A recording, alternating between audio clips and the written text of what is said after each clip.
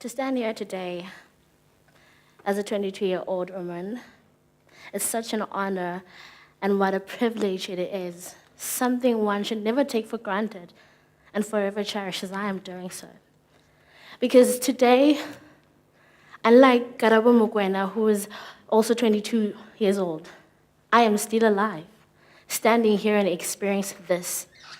Karabo Mokoena was 22 years old when she was found dead 29th of April this year. She was burned and buried in a shallow grave, killed by someone she loved and trusted.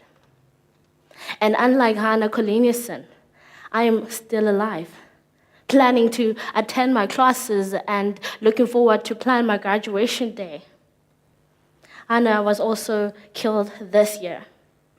She was kidnapped, raped, and killed by 4 men. And she was a student at Stellenbosch University. And unlike all those women that we have lost this year, who were deprived of fighting chance towards the fulfillment of their dreams, and unlike them, as nerve-wracking this is, and as terrified as I am, I have decided to fail forward. To come here and fight and boldly and gladly work towards becoming the voice of the voiceless, because this moment right here is not only for me, but for every single woman and children in this country who would never had an experience to experience this moment and to see their dreams come true. So if you have been living in South Africa over this past months or reading and following the news, you would know that a number of women have been reported to be dying in the hands of their loved ones. And a number of children are being kidnapped, raped, and killed by strangers and even family members, which leaves us women and a lot of men and women, and including me, not only sad at the loss of loved ones, but also feeling unsafe and angry. According to the latest police reports, that more than 37,000 of reported cases are sexual assaults, and at least 30,000 of those cases are rape cases, and which means 111 women in South Africa each and every day are being raped or likely to be raped, which is such something we can never take lightly. And as femicide being 5 times the international rate in South Africa, and 1 woman is likely to be dying in the hands of a loved one each and every 8 hours.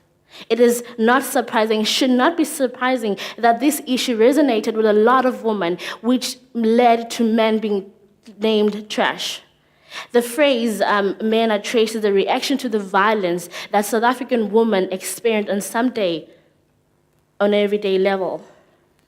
And this term, it's such a horrific thing to do, but after Karabo Mokwena's death, that went viral on Instagram, on Facebook, on all social media platforms, made a lot of women to come up and share their own stories, personal violence experiences, which showed us that this issue has been going on for a while, but no one was doing anything because no one was saying anything. So the difference between today, 2017, is that now we are talking about it. And as angry as we're entitled to be as women, we need to take into consideration that men are also angry.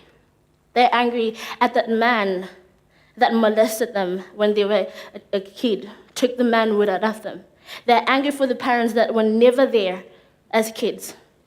Angry being raised in a poor family, and they, at a young age, they had to become the man of their house. So we are angry. And everyone is angry at someone for something, but how we choose to act towards that anger, that is what sets us apart. So as a nation, we need to start talking about why we are angry instead of being angry, because none of that solves anything. So man, more platforms need to be created by men for men to start sharing their personal experiences, their feelings, and how to deal with such issues. More organizations like Sisonge Justice Centers need to be open by men for men to encourage and to groom young boys in the townships, in the village, wherever they are, to become leaders this country needs, because we need leaders. And more advertisements need to be televised, like the men's health clinic adverts, as awkward and taboo they may appear. They needed to be normalized so it becomes a normal thing to talk about such issues.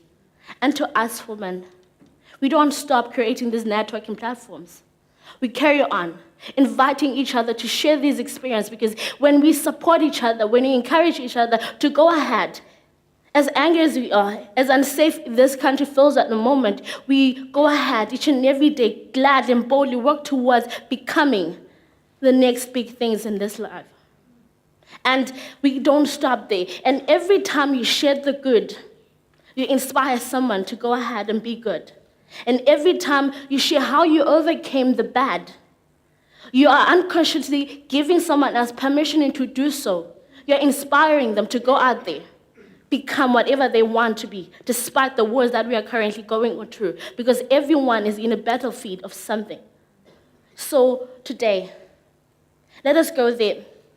As scared as we are, as unsafe this country may feel, let us choose to embrace courage, fearlessness, and boldness, because when you're creating these communities amongst our girls and boys, we are telling them it is okay to choose to live a different life and not be held captive of someone that you don't know when it's going to happen or how it's going to happen. Because now we are slaves of something we don't even know, because we are afraid that we might become the next victims. And let us teach our children that to triumph of our trials and not be victims, but be victorious in every situation. Because all our works will count for something much greater than ourselves.